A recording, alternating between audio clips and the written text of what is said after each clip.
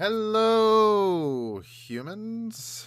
That was a different one this Is that week. a That felt question? weird. I'm Are not you asking I'm whether they're humans? Are you never humans? Doing that again. That was too weird. Oh, okay. Seemed Let's try that. unsure Let's at try the that again. end. Hello, humans. Oh God, did I forget how to do it? Oh God. Do you know who you are? Who? Oh no, have I been replaced with a robot? You fucking better not have. And the AI isn't complete. We can't Am I get getting a problem fired? with those around here. You're getting. I don't know if you got fired so much as you already got replaced. By insufficient Rob.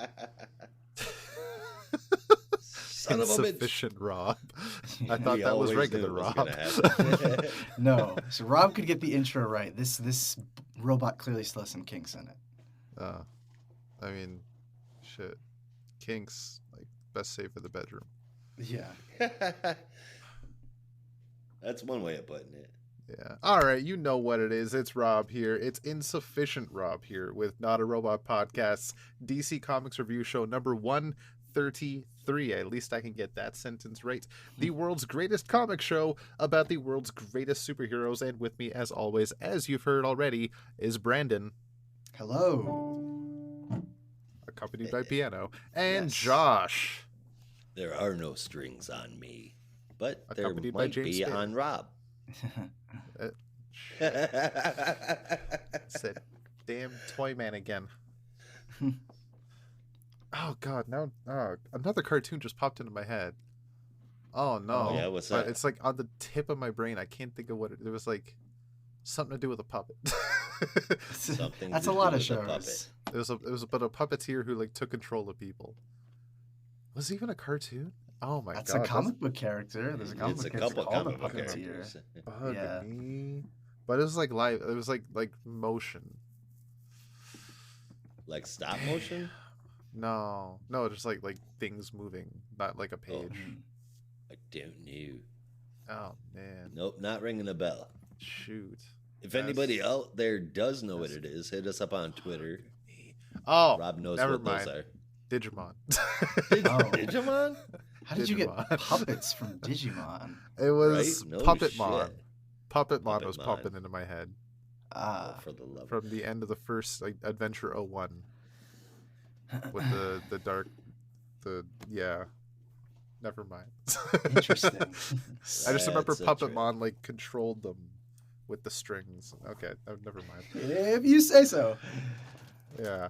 So if you ever want to get in touch with us and talk about how Insufficient Rob's an idiot, you can send us an email to comics@notarobotpodcast.com, and you can get us on Twitter @notarobotcomics and Instagram @NARComicBooks. And as always, if you feel like supporting us, visit buymeacoffee.com/NAR podcast, where you can get access to our own Discord server, where we're always talking with each other and other fans about all things geek. But this week's been pretty quiet. So It has been. yeah, I don't know. In the Not much been geekverse, going on. it's been little more than a whisper. Yeah. I know myself, Kirk, and Caitlin were complaining about Toy Story 5 being announced. I didn't And know Frozen that was a 3. thing. Are you serious? That's the yeah. It's a thing. Holy milking this, the money bags. That's Yeah. Andy gets a job in the working world and decides he wants his toys back. No, Andy left a long time ago. I don't think he was even in 4, which we already discussed how stupid that movie was. Look, if they can bring personally- Palpatine back in Rise of Skywalker, they can bring Andy back. Never say never, my friend. Somehow Andy Yeah. returned. Yeah. Oh goodness. Yeah. I didn't hate number Horrible. 4. It just number 3 was such a perfect cap to the series, in my opinion. It should have just stopped there. Number 3 was a little scary for kids. Oh yeah, it made me freaking cry, and I was like Yeah. 21. When did that movie come out? 2009, Wow. if you can believe Oh, I it. was 19. Yeah. That honestly, the theater I was in, everybody was fucking crying. That was a hell of a Oh, movie. yeah. Anyway. I was bawling. we're here for. You said that, and I took that the other type of ball, and like I mean, I was having a I great was. time. Oh yeah, no, I was balling back then too, but like Oh, yeah. also I was bawling my eyes out. Yeah, which is fair, as you should when you're watching Of Toy Story course. 3. You should be doing Yeah. both. And naturally. Yeah. All right, so we're here for one thing and one thing only, and that is comic books, as is the usual case. In today's comic books, we're looking at Monkey Prince number 11, Lazarus Planet Next Evolution number 1, Poison Ivy number 9, Batman number 132, and The Flash number 792, as well as some honorable mentions, as I've said is the case.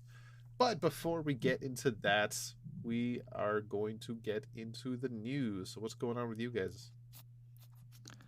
Oh, just sitting here being elated. Yeah, no, just the usual craziness, I suppose, and looking forward to getting into this week's books. And You know what I'm looking forward to? and maybe next week's books, but I can neither confirm nor deny that. Right on. You know what I'm looking forward to? What's that? Can you guess? You can't guess.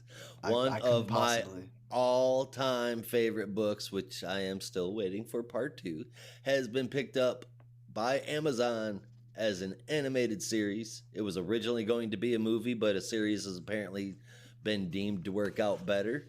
Centering around Sailor Rooks, her family moves to a small town I where heard Sailor about discovers this. it is plagued by twisted evil spirits. I cannot begin to tell you how freaking awesome this is. I would Keep be your more eyes out. excited if What? I didn't already know that this had been coming for like 5 months, but it's still very cool that it's been officially announced. Scott Snyder, Jock, oversight over the whole thing, and apparently it's supposed to bring Jock's art to life. I can't even imagine what that's going to Yes. look like. I'm so excited. It's going to be a while, I'm assuming, because, I mean, it just was publicly announced, but... Yeah, no, and if for anyone who's subscribed to Scott Snyder's Substackers doing the comic writing 101 class, you sort of have known this is coming because he's been talking endlessly about working in the Witch's writer's room, and they've been putting together scripts for like the past year or something crazy like that. So I think they were just waiting for the official green light from Amazon to have them pick up episodes, which they did. So now they're bringing it to life, and let's hope that it does not get canceled as fast as poor Brian K. Vaughan's adaptations. Yeah. No, 2 for 2, buddy. Come on, man. It's not great. I missed part of that. What got greenlit? Oh, the show, Witches. so Witches. Yeah. Oh, damn. Yeah. Nice. Yeah. That's pretty Yes, awesome. indeed. Oh, God, I love that book so much.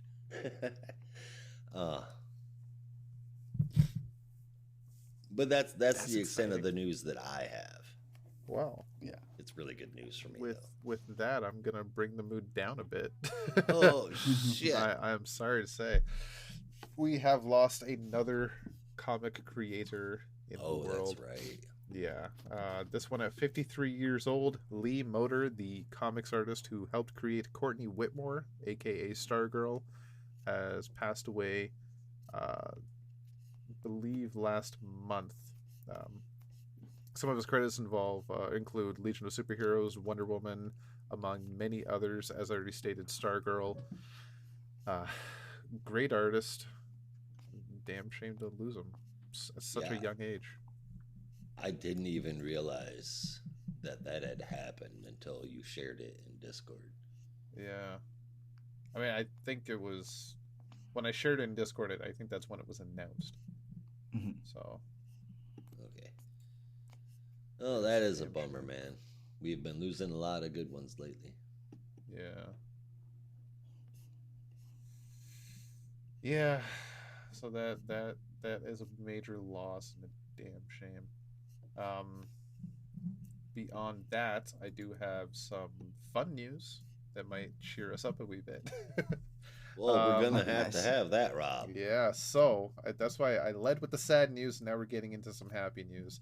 So last week we talked about the DCU slate in the movie and TV business for DC Studios, as told by Indeedly James Gunn and Peter Safran. And there were some obvious nods towards inspirations for some of these projects. But now they have officially, at least James Gunn has officially revealed some of the specific inspirations for some of the projects, specifically the comic book inspirations.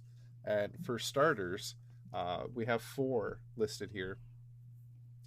For the upcoming Superman, the inspirational book is All-Star Superman from Grant Morrison to Frank Quitely, which That's is, I think we I think had a that's what we feeling were that was all going pretty to much be. assuming. Yeah, no, we but mentioned yeah. that Yeah. last time. Yeah. Just because, yeah, We they're had they're that so vibe. like not even subtle about it. Like Yeah. they had they're I'm not even on Twitter, but every article on the clickbaity websites was like, oh, James Gunn is reportedly reading All-Star Superman. And you're like, oh geez, Oh, I yeah. wonder why. And then literally the thing that makes me laugh is Rob, I know you're on Instagram, so you've probably seen this a couple of times, but DC has been like posting all of the comics that are Yeah. supposedly inspiring this stage of the new Yeah. films, and they're just like, hey, check this out. And one of the first ones they posted was All-Star Superman. All-Star Superman, Which, exactly.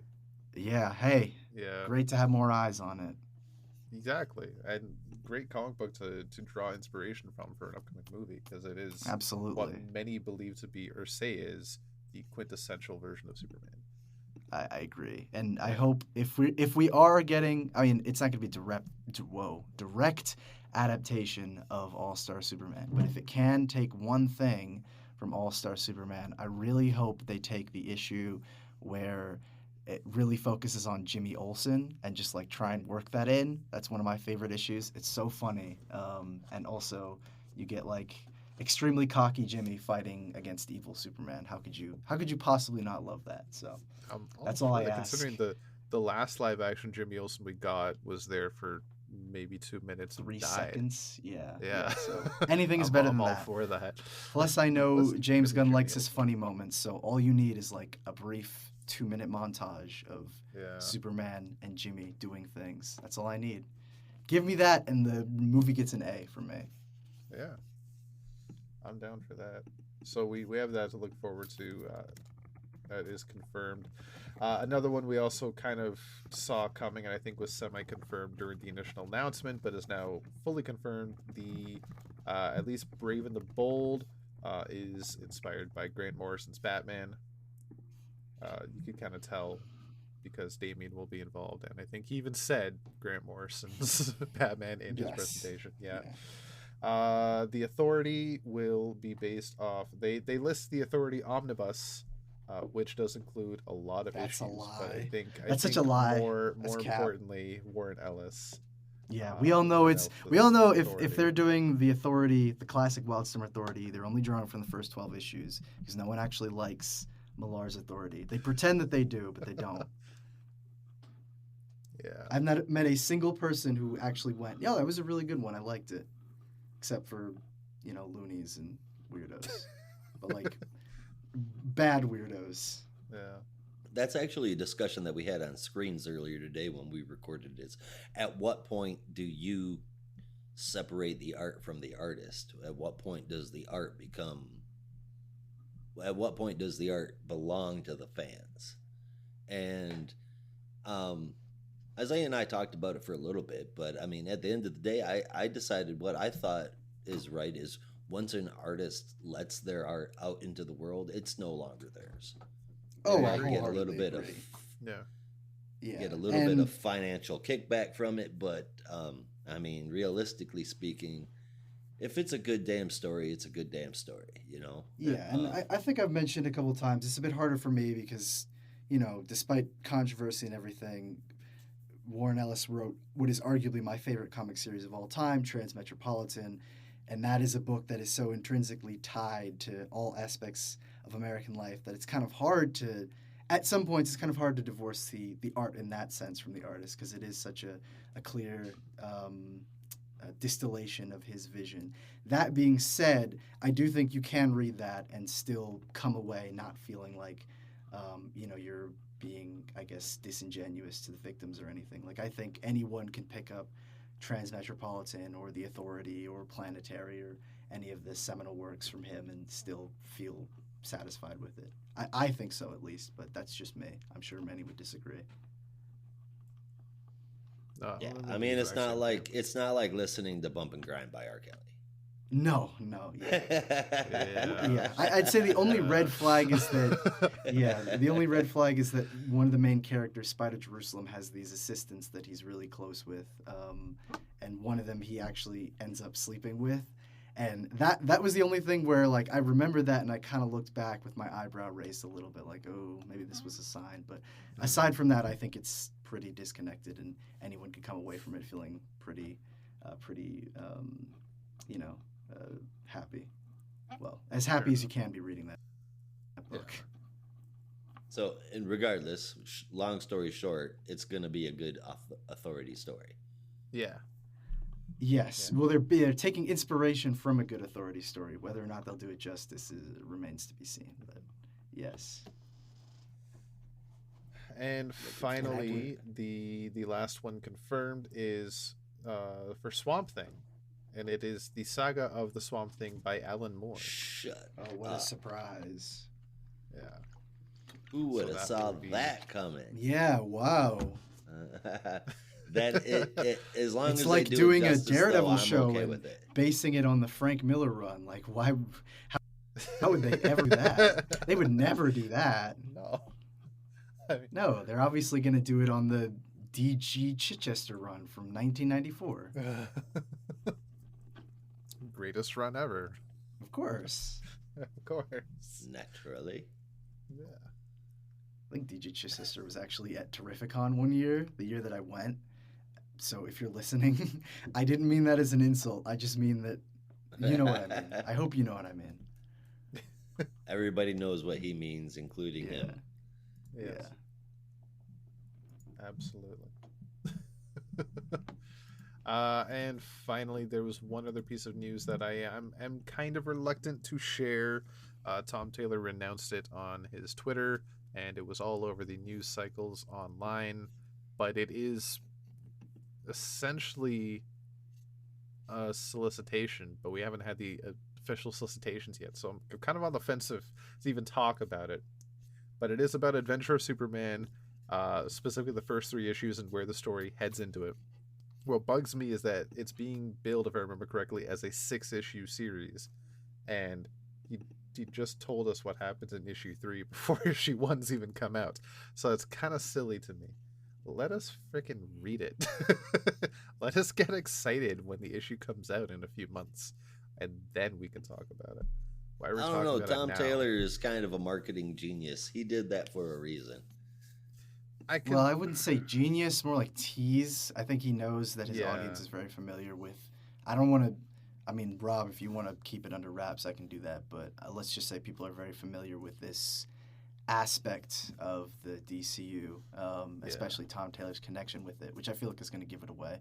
But point is, oh wait, no, I did see. I think that. he just likes to tease that stuff. You did see it. I did see it. Yep, I did see it. It's the same thing we're getting, that other thing that Tom Taylor is connected to in the first issue. There, was that vague enough? No, yeah. I think it was very vague enough for everybody that was listening. But I mean, at this point, the first issue is kind of, everybody knows about the first issue. Basically. I would assume at this point. It comes out next month, I think. So, yeah, Tom Taylor writing more Tom Taylor stuff. I'm not against it. It's just maybe as long just as he wait till the book comes out. Yeah, maybe 3 issues was a bit much, Tommy. Yeah, that's I'm excited for it, Tommy. But me and him go way back. Oh yeah. Yeah. Call him Mr. Taylor. Before he moved to Australia, he grew up with me in Flint. That's of course. All right, so I think that's all I've got. All the news that's fit to print for me. That's it for the news. Should we move on to the honorable mentions that I've got? Oh, you got well, something? I have. Yeah, I mean, you kind of already said one of the things that I was going to say, which was related to Adventures of Superman, and that was Right. that they released the cover for issue number 3. Yes. So if you which want to looks avoid really cool. spoilers, don't look that up. If you don't care, it's out there. You can just look up Adventures of Superman John Kent number 3, and it will tell you everything you need to know about what's coming up in that issue, or roughly everything. And then my last one is just a little bit of a promo because I got to finally catch up with this issue last night. But there's a series at Image right now. It's called All Against All. It's written by Alex Packnadel with art from Casper Weingart. It is so fucking good.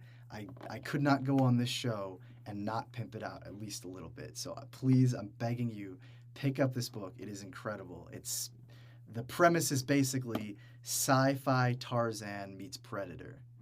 How can you not Whoa, love a shit. book like that? It's so Okay, good, and the art is Put it on amazing. my pull list right now. And it's only a 5-issue limited series, and it's already 3 issues in, so it's nearly over. But I read the 3rd issue last night, and I've just been so hooked on this book since the beginning. And a little Sounds additional good. promo, I did a review of it over on our Substack, which you can check out. But aside from that, I just had to promote that a little bit. Right. Right I'm not on, getting man. paid for this, but if I was, I would still do it. Well, I mean, mean, that's what a review show is. We review it. Yeah. Yeah. You just You reviewed kinda- it. It's a kinda hell of a promote book. Go yourself, get it. too, so you can pay yourself. I wish. There you go. All right. All so right. with that, we're gonna get to honorable mentions. Mr. Josh, take us away. All right, we've got a couple on here. Batman and the Joker Deadly Duo. It's an interesting story. It's number 4. It's an interesting story. This issue, the art was phenomenal. I feel like the plot is a bit forecasted, or it's going to be a hell of a twist. It's definitely Mark Silvestri, so if you're a fan, go grab that one up. I gave that an 8.25 out of 10. Static, Shadow of Dakota, number 1. Great art. Super enjoyed the art. Dakota is going through a whole lot of shit right now. I love the way that everything is interconnected, and I like right now read everything Milestone because it's been damn fun. Gave that an 8 out of 10. Joker, the Man Who Stopped Laughing, number 5. This story honestly gets better with each issue. The Jokers finally come face to face in this issue. It did have one hell of an unexpected twist, so it's going to lead to a very disappointed Red Hood. But it is, nonetheless, it is a very good story, and it is a 9 out of 10 from me. And then Gotham City Year 1, number 5. I'm 5 issues in, and I still can't get into it. It's like they just came up with a book idea that would match Phil Hester's favorite art style with Tom King's excessive wordiness. And they're like, noir story. Probably great for some, but I'm passing on it. I'm done with Gotham City Year 1. This is too much for me to do. That got a 6 out of 10. Hester's work is pretty good for Hester style work. But that's it. That's all the honorables. Fair enough. Right on. No need for me to interrupt because we're just gonna go right into quick bites now, and Josh is gonna take us away again for Monkey Prince number 11. Indeed, I will. Written by Jin Wen Yang, art by Bernard Chang and Hai Ning, Marcelo Mialo and Adriano Lucas on colors, Janice Chang on lettering, with the cover coming from Chang and Mialo. So Ultra Humanite's trying to get the Phantom Zone projector working so he can pull the Monkey King through this portal, but he has to break into the Hall of Justice to get all of the parts. He does. He opens up a portal. Monkey Prince shows up and goes through the portal. Then we see the origin story, him coming to Earth from the Phantom Zone, just like the Monkey King. So he is the son of the Monkey King.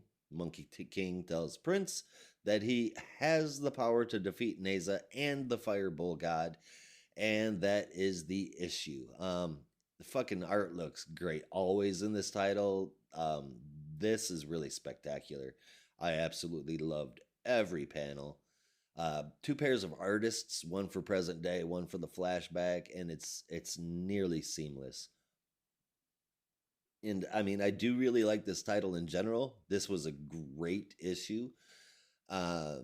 It's been a great story, silly, action-packed, and now it seems potentially godlike. So got an 8.75 out of 10 from me. Right on. I'm excited for this 12th issue. Tripitaka finally mentioned. If you're a fan of the original lore, then you know that name, and I'm excited to see that happen. But that being said, there's got to be a second season or something. There's got to be. Yeah, there's Gotta one be. issue left, and they have the So Lazarus much. Planet finale. They have Tripitaka. They have Ultra Humanite brainwashing Marcus and rescuing the Monkey King, all left for one issue. There's no way. There's way too much, unless they're making it like 100-page oversized issue. Like, I don't buy it. I don't think the So, Monkey King is getting rescued, but other than uh, that, there still is a whole lot um, that they do need to wrap up. So I'm hoping that there is a season to wrap up the storylines that are necessary to wrap up your Dark Crisis tie-in, which is going to be involving Neza and the Fireball God, and then bring us all the rest of the Monkey King stuff in season 2. yeah. I would be okay with that as long as the season 2 comes, because there's a Oh, lot of definitely. shit here that needs further explanation. There's gotta be. If there isn't, I'd be seriously surprised. But for now, 9 out of 10. Very good issue. Interesting tie-in. Monkey Prince is one to look out for this year, I think. Major character for the rest of the year. Yep, very silly, but also a very good story. Fantastic art. Brandon, did you get a chance to read this one? No, I did not get a chance to read You're missing out, man. You need to Oh, go yeah. back and read the Monkey King. whole thing. Oh, no, I did not get a chance to read Monkey Prince. No, that's fair. No, you gotta check this out. It's a good freaking series. That's good. Uh, Good to hear.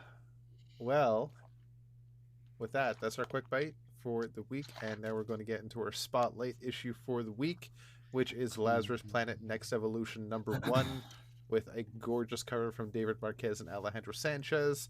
And Yes. Brandon and I will be tag teaming this book with the 4 stories, splitting them between us both.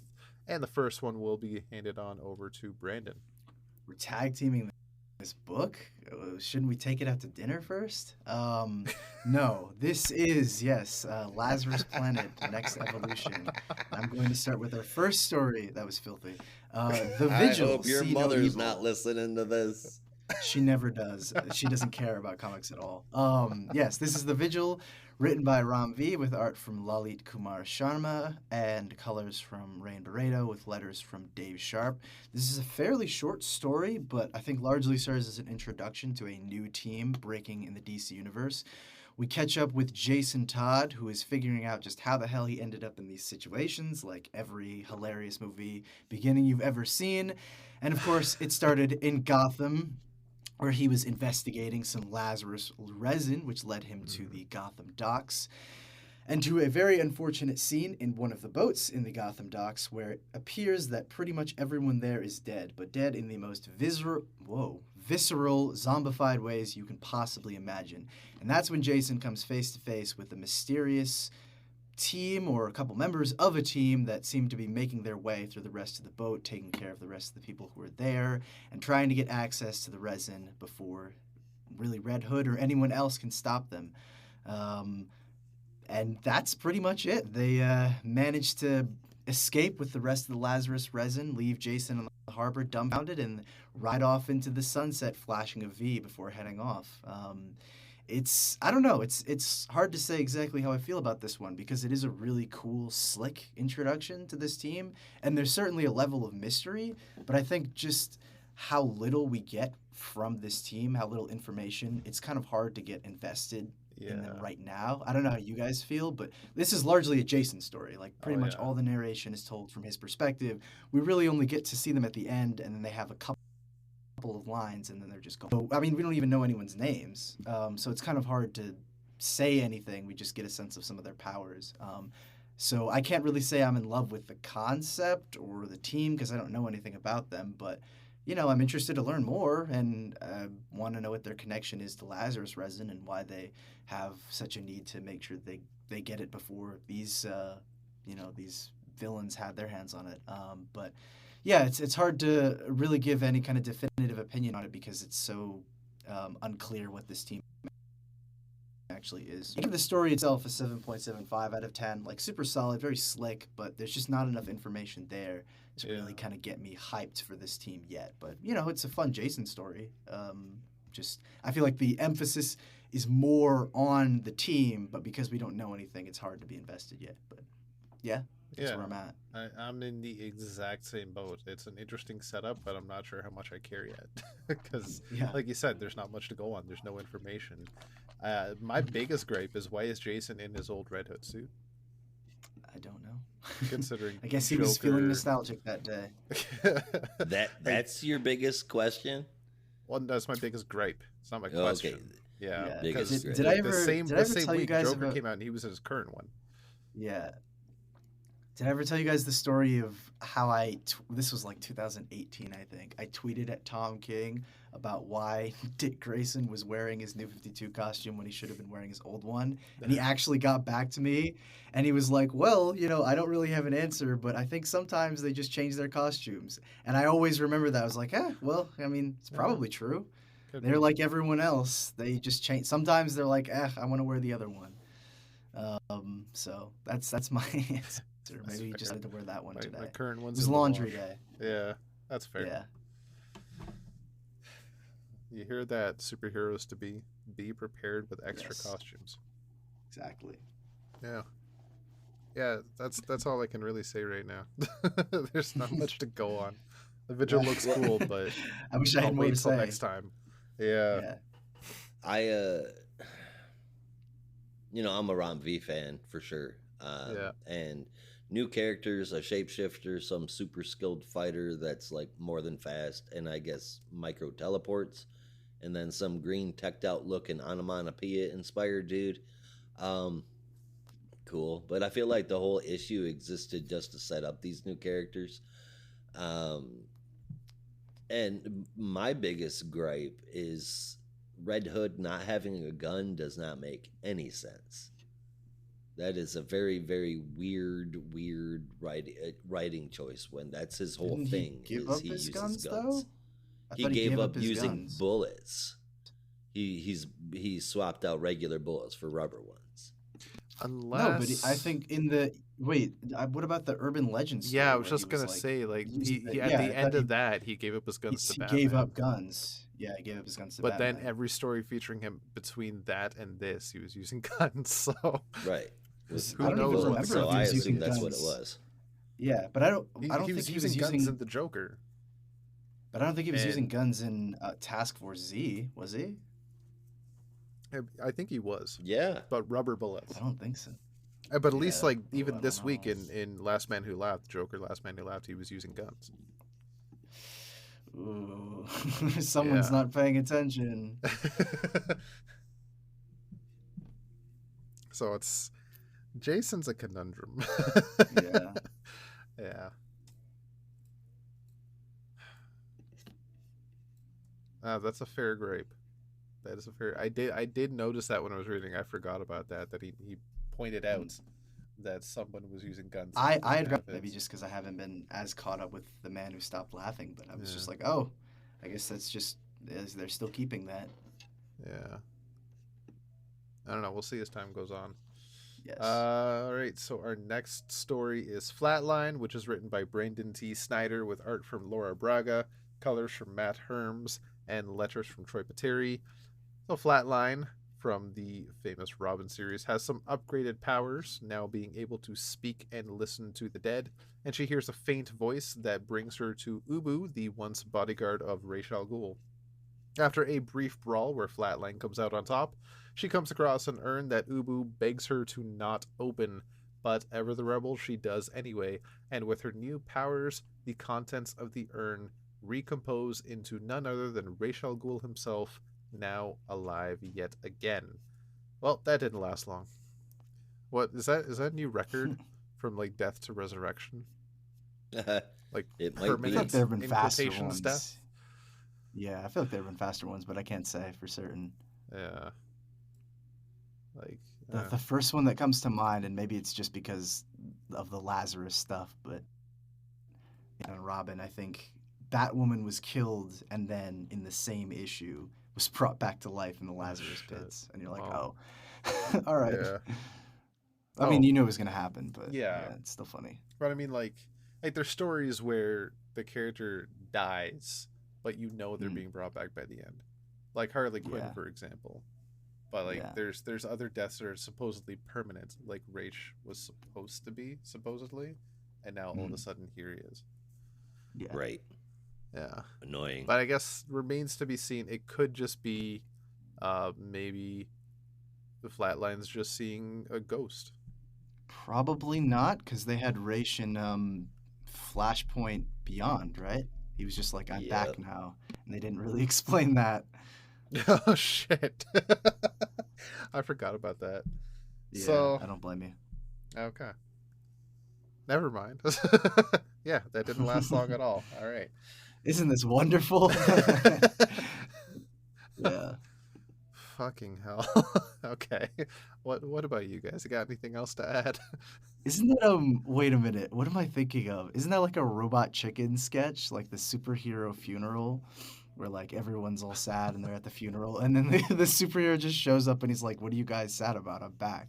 It's like, are you fucking serious? Oh, I gotta find that one. For sure. No, I think mean, that's I good. don't really have a whole lot to say about any of the stories that are in this book. I mean, this story just exists to make Flatline more prominent. That's about it. Yeah, that's fair. I think it seriously did in a way. Like Flatline's a cool character. I would love to see more of her. Yeah, I don't have a problem with it. We're definitely seeing an uptick of the younger people being brought into the forefront. For sure. Yeah. Oh no! So I searched Robot Chicken Superhero Funeral. The first one that pops up, Captain Carrot's Funeral. Why are you doing this to my childhood, Robot Chicken? Oh God, that's horrible. Wait, I think I found it. It's called Comic Book Deaths. I think this is it. I'll have to check it. Yeah, or something like that. Okay. I swear it was something. It was like something like that. Whereas, someone dies. There's I guess Green Arrow's so. funeral as well.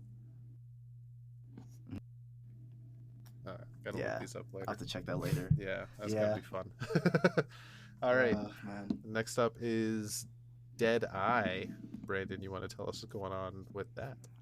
Absolutely. This is Dead Eye, or The Abyss of the Dead Eye is the title of the story. Says written by Chuck Brown with pencils from Aletha Martinez, inks from Mark Morales, colors from Alex Guimarães, and letters from Troy Pateri. Deadeye meets Amanda Waller on the astral plane, and they're having their back and forth. You get the sense that these two know each other in some way, and they're sort of confiding of recent events, of things that have happened to them, and that's when we get some information about a recent showdown, or I think a currently ongoing showdown, between Deadeye and I believe the character is called Amalgam Man, who I think is like a Lazarus affected version of Everyman, the Arrow villain. Thankfully, well, I say thankfully as if this guy's a good guy, but I don't get the impression that he is. But Deadeye is able to get the upper hand on Everyman and seemingly return him to normal before, I can't really tell if he's laying him to rest or if he's putting him down before he dies, and then basically stares off into the distance, his job now done. A solid story. Correct me if I'm wrong, but is Deadeye a new character? Or am I going? I can't crazy? place exactly where I know him from, but I do know him from somewhere. I forgot to look him Yeah, up. I feel like I've heard that name before. Yeah. Isn't he? I mean, I know there's a. Yeah, I know there's a character in the multiverse named Deadeye, but I don't remember any. Yeah, I don't remember any DC characters named that. So if this is a new Isn't character, he the one that can? Isn't he the one that teleports weapons to him? No, that's No. I don't remember his name either. Mhm. But yeah, no, I'm pretty sure it's not Deadeye, and even looking it up on, I don't see anything about him either. So I think this is I think this might be a debut of a new character, one who has a familial connection to Amanda Waller, which I think could be very interesting because one of the things that I feel like we know very little about is, Amanda Waller's family life or personal life. So might be interesting, or might be an interesting way to kind of expand on that while also delving into this new character. But I thought it was cool. I thought it was like kind of a fun, slick story, and it says end, so I don't know if this is going to continue anywhere else. But if it does, I'll definitely be checking that out. Oh, I'm thinking Bloodsport. That's it. Yeah. Oh yeah, Bloodsport. Yeah, no, it looks like a brand new character. That's really weird because I could have sworn I'd seen this person before. It seemed but... really familiar. Yeah. Yeah. Well, I mean, he freaking looks like Bloodsport. Yeah, he's got that kind of like an amalgamation of Deadshot and Bloodsport. Yeah, exactly. Yeah. No, even on League of Comic Geeks' first appearance is this issue. Yeah. So, cool. All right. Oh, there we go. The Amalgam Man. Deadeye and Everyman and Amalgam Man walk into a bar. The end. Everyone dies. Yes. Well, we don't know that yet because they just said end. That's it. Yeah. It's up to you. It's an open-ended story. It's choose your own adventure. All right. There's no more pages. With that, we are on to Red Canary, which is written by Delilah S. Dawson, art and colors by Brandt and Stein. That's all I have. I don't know if those are first names, last names, or what. Ted Brandt and Rose Stein. I know. Okay. It's they're like a husband and wife team or something like that. But okay. I don't know why they don't have their first names in here. That's a little weird. Yeah, fair enough. And letters from Troy Pateri. So Red Canary is having some trouble caring about school ever since the events of Dark Crisis and her time spent fighting villains with heroes, specifically her hero, Black Canary. Outside her dorm, the Lazarus rain begins to bring all the statues around town to life, which then start attacking people, as they would. She suits up and calls Sideways for some assistance, and together they stop most of the statues as Red Canary begins to have a new lease on her hero life. So a wonderful team up. Perhaps a new young super team on the horizon. Oh yeah, I got that new feeling. Young Justice, maybe. I'm so down for that. There's some Teen Titans things going on here. Young Justice, then Teen Titans, then Titans, and then Justice League is off on the planet. So that works for me. Red Canary might be a cool character to read, and I fucking love Sideways. It's always cool to see him. So yeah. I'm glad to see these guys in a little story, obviously leading to us seeing a bit more of them. Hopefully more even after Dark Crisis is gone. Yeah, definitely. Definitely, for sure. I'd hate for them to end up being cannon fodder. Oh, yeah. No. Reading like these two together, though, I was getting like a new Champions vibe. I was thinking that too. Marvel. Well, I was thinking maybe they could bring back Young Justice with some of these characters as a way to kind of combat the Champions, but I could also see them doing a new team, although I think it would be just much easier to, reuse one of the older young teen teams, since there are many. And Young Justice is getting a little old now. They're called Young Justice. How can they be getting old? Isn't that an oxymoron? They're aging up. That's what we're saying. They're old Justice. They're old Justice. Wait, Old Justice. Isn't that the Justice Society?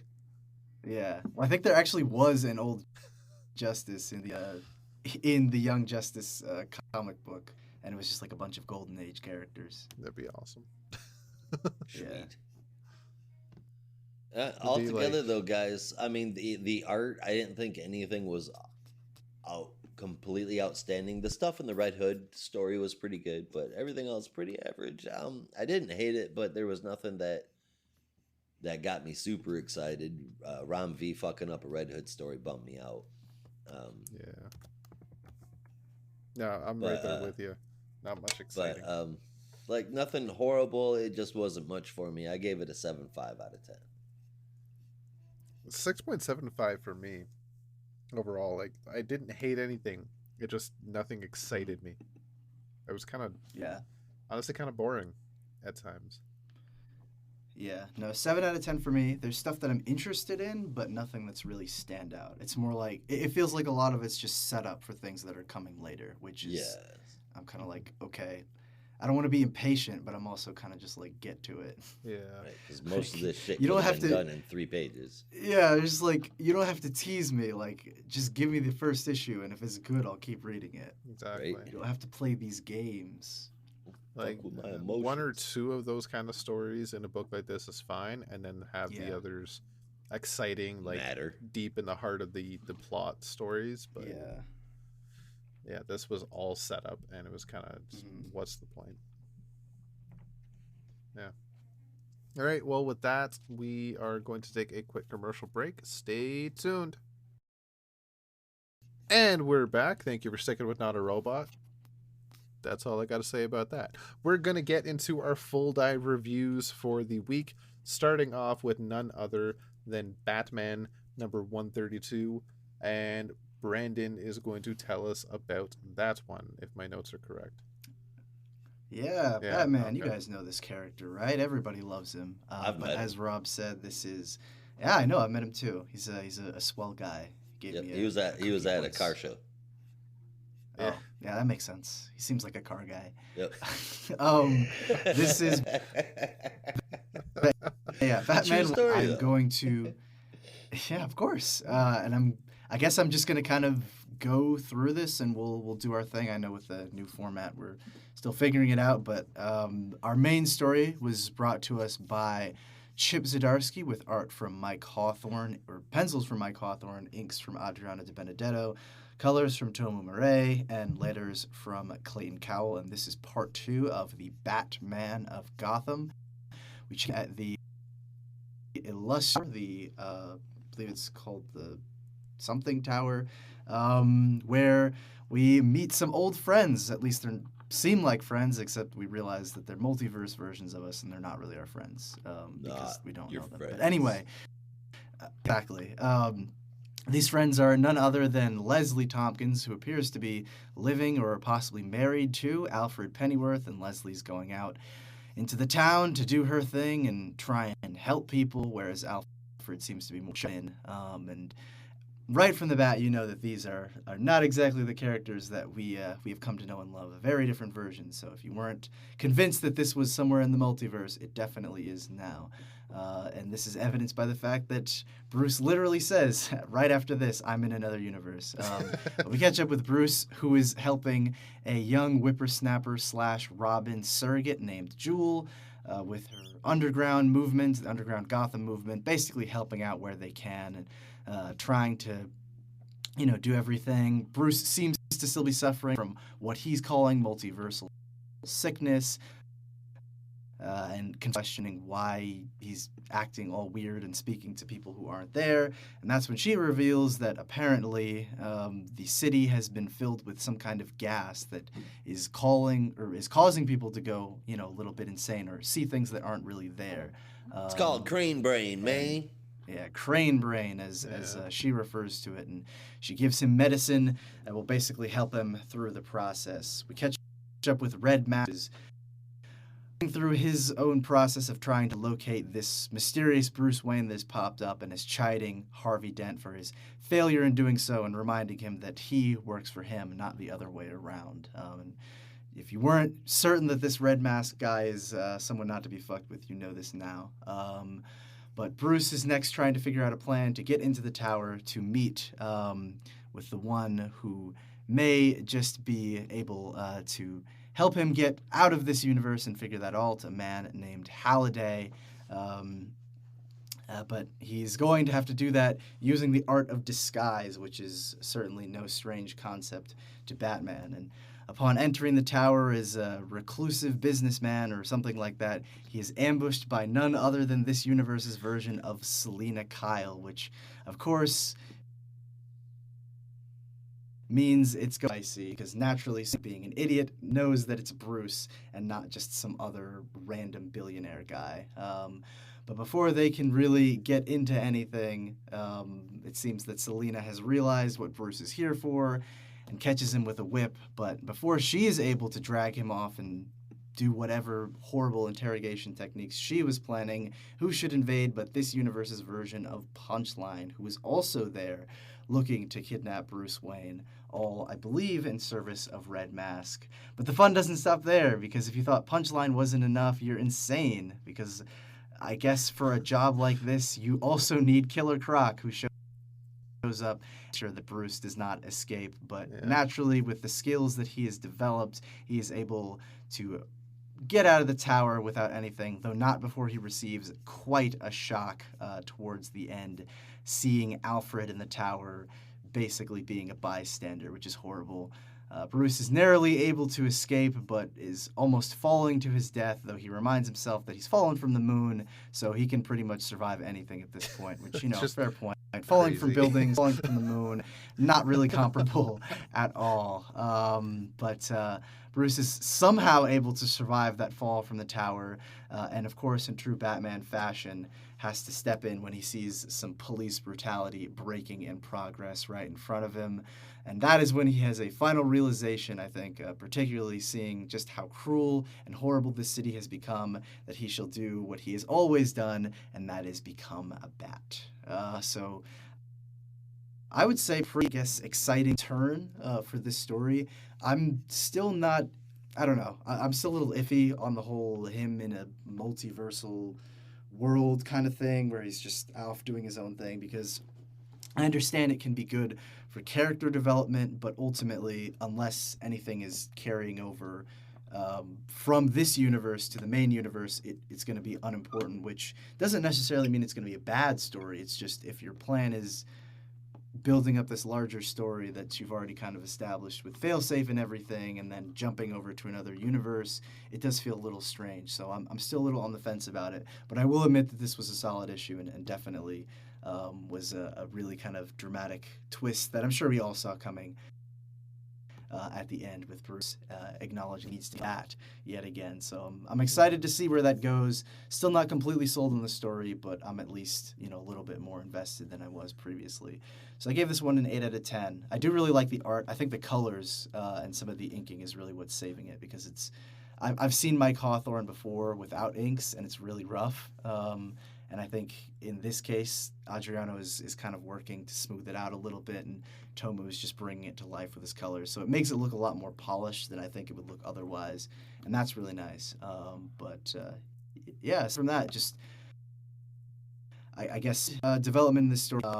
Looking forward to what's coming next, but still kind of waiting for it to really grab me or really sell me on the concept. So 8 out of 10 for me, at least for the main story.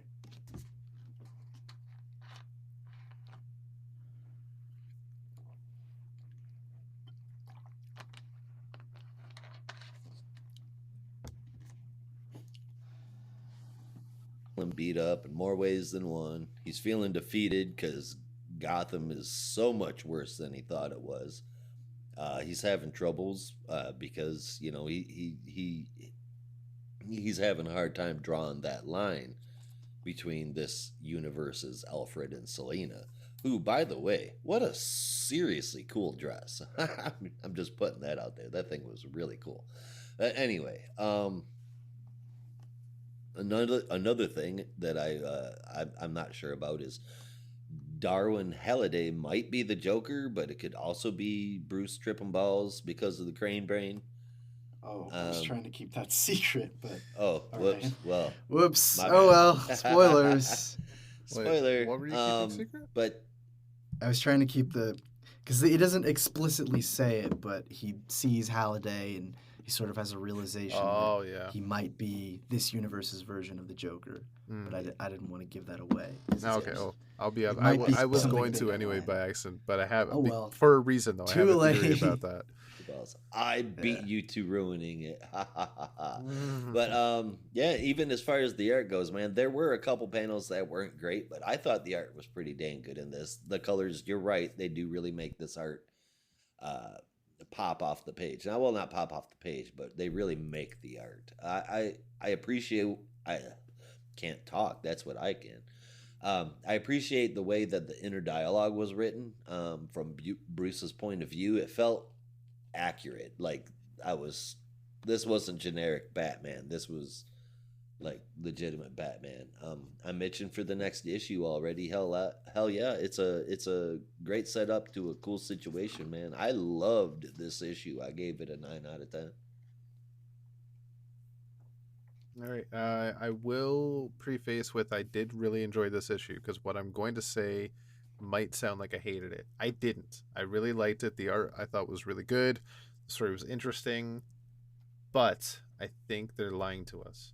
See, and I've just realized this now while listening to your synopsis, Brandon, because even my notes completely contradict everything I'm about to say. He's not in the multiverse.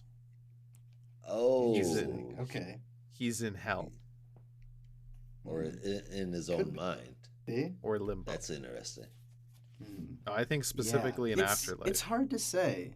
Yeah, it's hard to say because I think right now the thing is still kind of unclear is whether or not that final virus that Bruce uploaded into Failsafe actually worked. Because I think he seems to believe that it did, and his final wish was send me to a Gotham, or Failsafe's final gift of mercy or whatever, was send me to a Gotham that I can save, right? Which, to a certain extent makes sense. That's the kind of thing that Batman would want to do. He would want to help wherever he could. But by the same token, you could be right. It could be that the program just straight up didn't work and Batman is dead and he's in hell right now. And all of this is just his purgatory or his version of hell or whatever. Yeah. So it could be And either. all that is based on the fact that like this version of Gotham is pretty hellacious to begin with the police force being burdened with villains being turned into judges that are laced with venom. Selena Kyle is, while she does know Bruce Wayne, is a little bit more violent than usual. Even Punchline is just roided out. The city's savior in Halliday may or may not be the Joker, but even that is just like Bruce saw the face, there was a devious smile, and he saw the Joker. Maybe that's just in his mind, and maybe it's because he's in hell, right? So like, he's in this Gotham that he can save, and yeah, it's a pretty shitty Gotham, but it seems like everywhere he turns, bad things are happening to him, and no matter what he does, he just gets shit on. The only saving grace was this one other person, and I'm sorry, don't remember her name. That saved him from the Jewel? judge's last issue. Jewel, that's it, yeah. And come on, Red Mask. It's either Jason Yeah. Todd or a devil. Like, Yeah. that's Which at would be least a little that's clever what if I'm it- getting. Yeah, if it was Jason, because I think pre-crisis Jason had red hair, which would be Yeah, kind of a fun callback. And Halliday here has like light brown or ginger-ish hair. yeah. Could be And something there. Who knows? and if you look at the pages with Red Mask talking to Dent, Dent was in his own chamber where he was having free reign to just kill people, and it was this chamber with just a throne for Harvey Dent, which I thought was kind of weird. But Mm. if this version of Harvey Dent is a quote unquote demon lord or whatever, then it's a throne of hell or something. Like there's some kind of imagery going on. There's something hidden, like that just to me kind of screams Chip Zdarsky underlying tales and whatnot. There's something's not sitting right with me. So Yeah, it could be. and also that bat at the end where Bruce says he's going to become a bat, the shape of it kind of reminded me of Barbatos. Mm. So It could be. yeah, Very well could be. I mean that's just thoughts I'm having. And Alfred, Well, so when you said it like that, when you led into it, what I'm thinking is Failsafe probably teleported him somewhere, and he's like in stasis, and Yeah. that's the programming that's been planted into his brain, so he doesn't have any way to focus on how do I get home when he's got a purpose right in front of him. This Yeah, place won't that have would a be kind Batman. of Every clever. place needs a Batman. Yeah. The only thing with that is, I feel like that's a that's been utilized, that it's all like a Matrix type simulation, and I don't know. I don't know that I would want to see that again. I mean, like, I feel like that's gotten a little tired. Yeah, Where it's like, oh, it was all a simulation. I'm getting flashbacks to do you remember Nightmares from the Tom King run on Batman? yeah. Where he was going through a nightmare scenario every single time and then realized it was all just a simulation. Yeah. Mhm.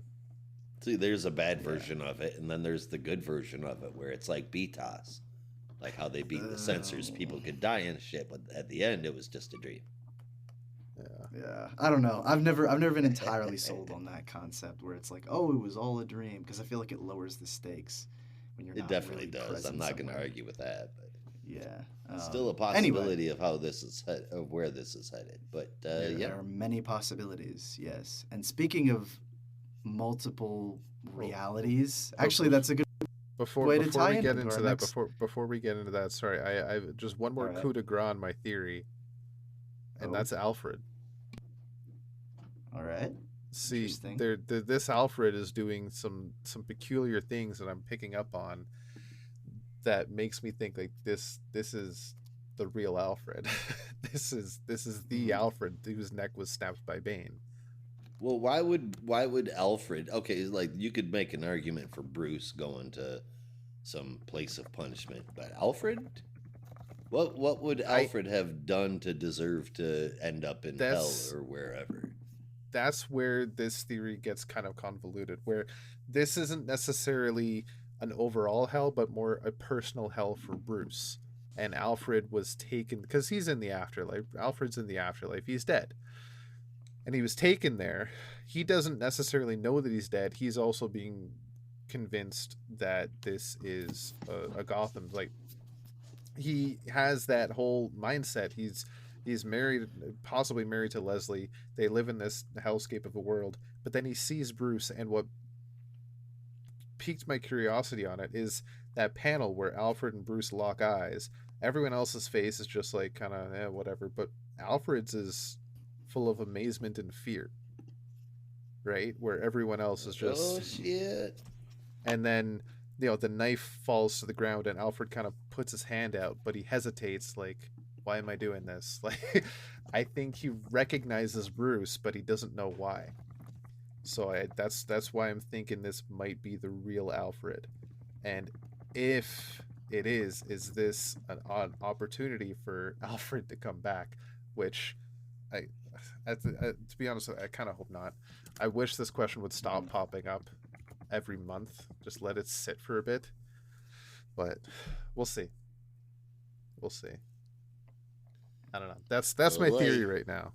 Alfred's the big kicker right now for me. Or Bruce is in heaven, and Bruce's idea of heaven is a city that needs a Batman, a city that needs a that could be Batman. too. He gets to start from scratch. Yeah. Mhm. Like, we're only thinking it's another universe because Bruce keeps telling us it's another universe. Yeah, but it's only another universe as far as he knows.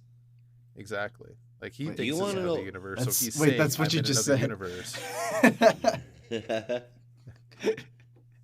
Like, Rob just said that, and you said the exact same thing. Sorry, that made me It's like- laugh. but it's because You Bruce said, will like, say, yeah, it's- the- Yeah, it is like you're like, yeah, it's only the multiverse as far. Yeah, as far as Bruce knows, it's only in the multiverse. Yeah. You just far said the as he same knows. thing. Oh my god, yeah. Hive mind. That's Hive it. mind. Okay. Anyway, Yes. So, let's break out of Back the up. let's break out of the multiverse into the multiverse a little bit. all right. With our next and concluding story, this is our Tim Drake focused backup of the Toy Box, also brought to us by Chip Zdarsky, with art from Miguel Mendonça, colors from Roman Stevens, I'm not sure, and letters from Clayton Cowles. A fairly brief one. Tim is recounting a time in Metropolis when Toyman had gone on a rampage and was using some crazy technology that was turning people into toys, seemingly only They realized recently that some of these people that had been seemingly turned into toys were not actually turned into toys, but were in fact replaced with toy versions from an I'll ever say toy that many times in a single sentence. Tim Drake is working with Michael Holt, aka Mr. Terrific, to try and locate the source of where this may be coming from.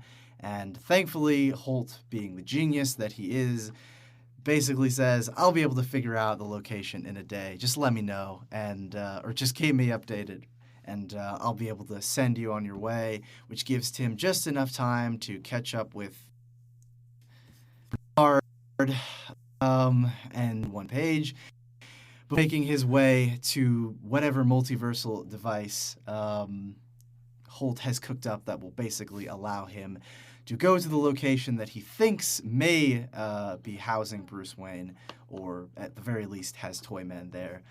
Tim goes on his excursion in a very cool-looking suit, I might add, and lands in the universe, tracking the location to a strange but also normal-looking shack where he discovers all the people that had gone missing in Metropolis, but before he can do any kind of work to try and save them, he is ambushed by Toyman and the rest of his toy people. Solid one. I don't know. I don't really have like a ton to say about it, other than I think I was here when you guys talked about Batman 131, but one of the things that I was a little worried about with a story like this is it's a little derivative, because we've seen Tim be on the hunt for a quote-unquote dead Bruce Wayne before, who is actually not dead. Anyone who read the Red Robin series knows that. Anyone who was reading the, The Return of Bruce Wayne knows that. So this is not a new angle for Tim. So in one way, it makes sense that he's the character for this story, but another one, I'm kind of like, oh my god, this again? So it's fun and it's nice, but I'm kind of just like, all right, when Tim eventually finds him, and we all know he will eventually find him, I will hold my final judgment for the story then. But right now, I'm kind of just like, I'm kind of just up in the air. But aside from that, it's fine. It's a serviceable story, I suppose. So I gave it a 7.5 out of 10. But I feel like that's not indicative of my final score for this story, which is basically, I don't know. I just kind of have to wait and see until it's all over. The art is nice, though. Can't really complain about that. Yeah, the art is quite good. This one's just kind of weird, to be honest with you. It's I see where they're going with it to tie it into the main story, but it is just really weird to say that. But it's Toyman, so it's gonna be weird. I think it's just par for the course for Winslow's shot. So I'm all for it. Overall, with the issue, I gave an 8.75 out of 10. Quite enjoyable. Yeah. I mean, it was an okay story in the back. I don't have any real problems with it. You could say that suit he wore was pretty terrific looking, but Yeah. but you knew that was There you coming, go. Rob. Deal with it. Glad you got it out of your system sooner rather than later. I waited quite the long time for that, but Not yeah, I long mean, enough.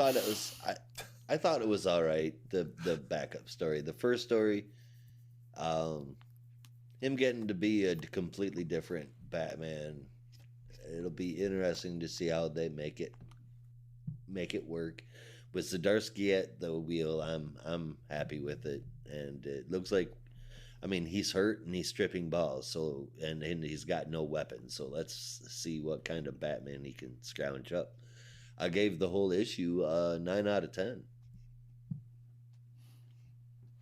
Right on. That's what I said.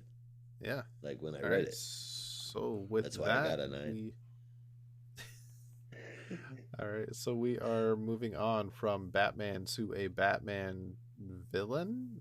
It's hard to really tell these days, but it's Poison Ivy number 9, and Josh is going to tell us about that. I am. Written by Gloria's Willow Wilson. Art from Marcio Takara. Colors from Arif Prianto.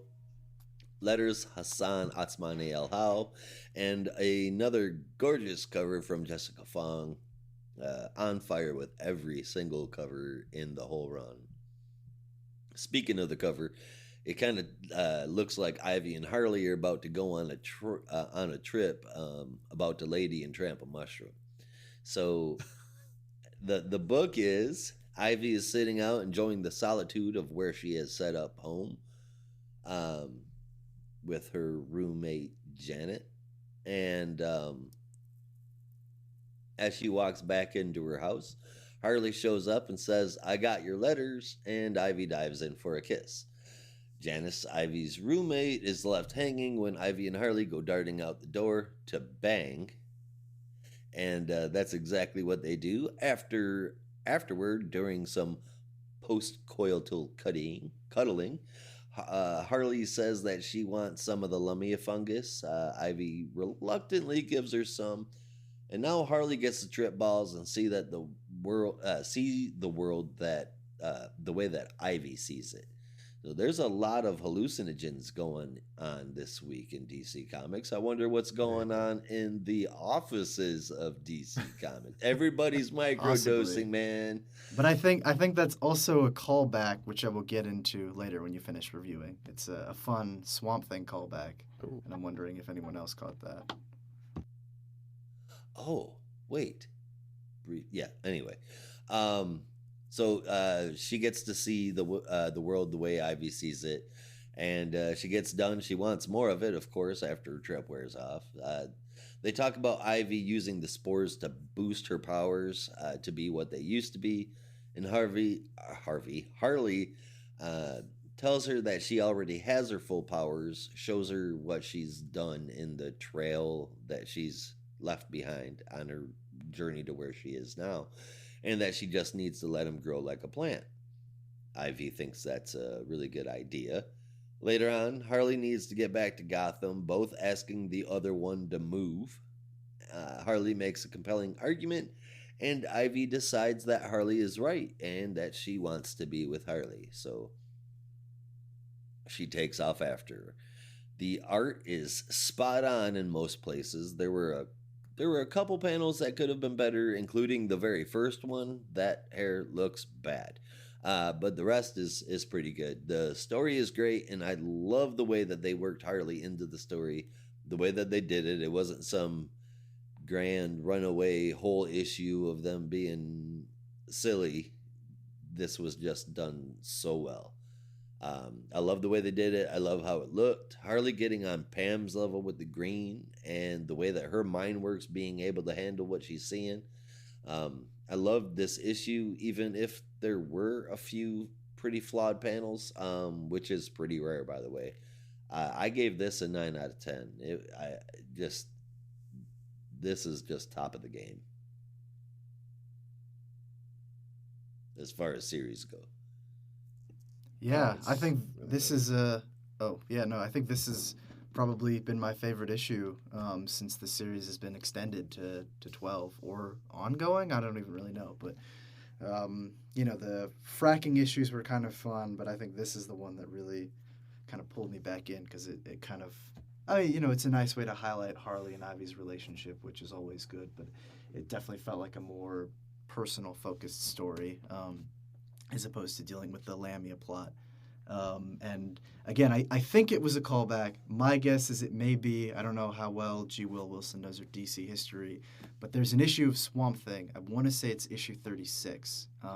It might be a little bit later, but it's a famous issue. I can't talk today because it's the one where basically Swampy, in all of his good-hearted nature, gives Abby Arcane this beat, I think it is, which actually that's a recurring thing later, but he gives her a beat and basically allows her to see the green as Alec can see the green, and it is one of the trippiest, if not the trippiest issues I've ever read. It has it's famous for these 7 or 8 pages, which are all double page spreads, and apparently they were inspired by an acid trip that Alan Moore took, which again, I don't know if that's true, but Supposedly, John Uh, Toddleben drew influence from that. My guess is it is true. I have no reason to doubt it. But anyway, that's yeah. an issue where Alec, with his significant other, allows her to see what the green is really like. And I think that's my guess is that is might be would have No, I inspired didn't this, pick it or it's up, just but a I weird think you're right. coincidence. But yeah, that would be my guess because it was like the way that they framed it was like exactly the same, and I was like, oh, that's a fun callback. Yeah, no, so that was fun. But yeah, I think easily my favorite issue. Actually, it might be issue 34. I don't know. I'll figure it out. Anyway, point is probably my favorite issue of Poison Ivy since it's been extended, and looking forward to seeing how Ivy gets back to Gotham, but also how she kind of ties together everything she's been doing with her little cross country or Pacific Northwest trip, however you want to define it. Vacation / mission, whatever. So this one got an 8.5 out of 10 for me. And I'm confirming with the DC fandom wiki right now, it is issue 34. So Swamp Thing issue 34. If you want to feel like you're tripping balls, go read that issue. It's a time and a half and a half and a half and a half. Right. It's like Jock drawing art for people he knows are going to be tripping Ooh, on it's acid. it's more than that. It's like it's like Bernie Wrightson and Jim Starlin had an acid baby, and this acid baby took a ton of LSD, and that's like the last 8 pages or so. Like it's imagery that I didn't even think could be rendered in a comic book. But it is, But yeah. and done wonderfully. I think if you're a DC Comics fan, you've seen that before. Yeah, you've probably, if you haven't read this issue, you've probably seen some of these panels before, usually out of context. Like, oh, look when Swamp Thing was tripping balls. And it's like, well, there's a little bit more to it than that. But Right. yeah, no, you've probably seen these pictures before. And the one thing that I appreciate about it is that even though it was done briefly, it makes sense for the characters. Where Abby Arcane was able to, enter and see the green because of who she was. Harley's able to do it because her mind works in the way that it does, which I not sure how to quite describe that, but I think it's safe to say everybody knows that Harley's brain works a little differently than most people's, and that's what allows her to go past it. It's a little bit of a weak explanation, but at least we got one, and that I'm okay with. You know what I mean? Mm-hmm. Yeah, like it's sorry. What were you just saying? I heard it, but I didn't absorb it about Harley and Ivy.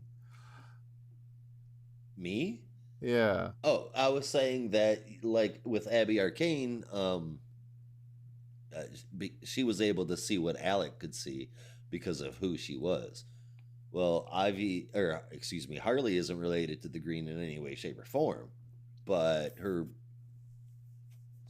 to say it quicker, her brain just works a little differently than everybody else's. And that, as weak as that explanation is, at least we got an explanation as to why she was able to see the green without losing her mind. Okay, right on.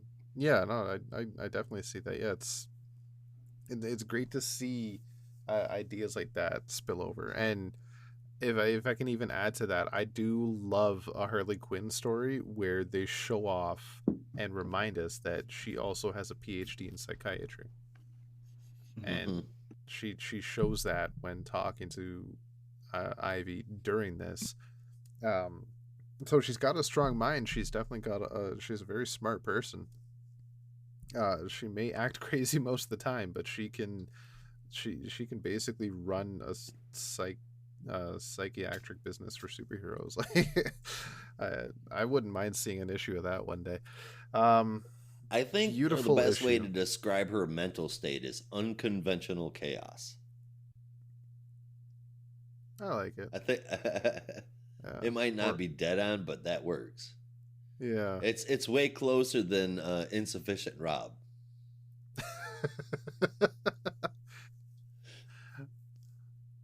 I like that. Unconventional chaos is good. It's a beautiful issue, though. The art is fantastic. I agree. Easily one of my favorite issues of the run, if not not necessarily of all time, but maybe of Harley and Ivy together. I do love Harley trying to find her phone and just pulling out all sorts of weird shit, like a gavel for some reason, but we don't know why because it's supposed It's to be like private. yeah, right. I mean, we got a classic Harley, in both sides of her personality, and that's what Yeah, makes it work here really well. it's fantastic. It's well written, well drawn. What's not to love? It's 9 out of 10. Fantastic. All right. And with that, we're going to speed on over to our last issue of the week, and that is The Flash, number 792. And that Only is 8 written more issues. by none other. Oh, yeah, till number 800. It's going to be a big one. Yep. So this is written by Gonna be none a big other than one. Jeremy Adams, with pencils from Roger Cruz, inks from Wellington Diaz, colors from Luis Guerrero, letters from Rob Lee, and a gorgeous cover from Torrin Clark. So we open up on Barry kneeling over Iris, who we still don't know may or may not be dead, but for the time being, she is. Wally comes to get him and says, "Look, we need to start planning. I know it's hard, but we need to figure this out because time is at a standstill. So let's go stop the fraction." So the adults all stand around a table looking at a map as Jay basically lays down the ideas that are at play and figuring out what they need to do next, while Ace and Bart are, and yeah, I am going to call him Don't Ace call for now him because Ace. they keep calling him Ace, so it's stuck in my head. That's the only name he's ever given in this issue is Ace, not Wallace. So I think they're trying to push that very hard. Might as well. So Ace and Bart, while listening, Bart then has an idea and speeds off, and Ace quickly follows, while absolutely none of the 6 adults notice. What the hell? It's not 6 p.m. so the commercial hasn't come on yet. Do you know what your children are? Nah. They're Nah. outside. Somewhere. They got cell phones and GPS. Yeah. That commercial will never exist again. Oh man.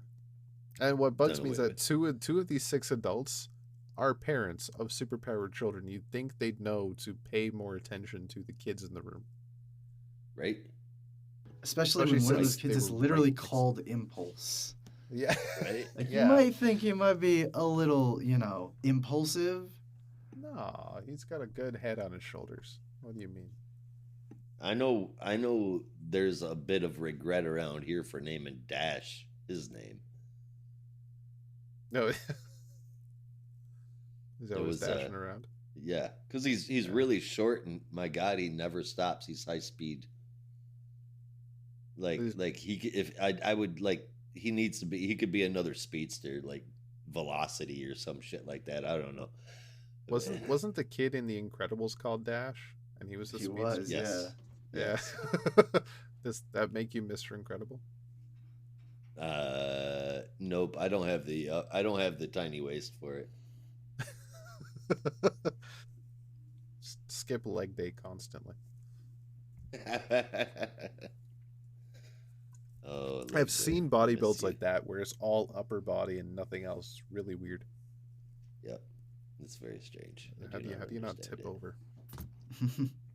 Yeah, anyway, so Bart is racing off to parts unknown, and Ace quickly follows, stops him, and they try to figure out, or as Ace tries to figure out what the hell it is Bart's planning, but he just runs off and doesn't tell him.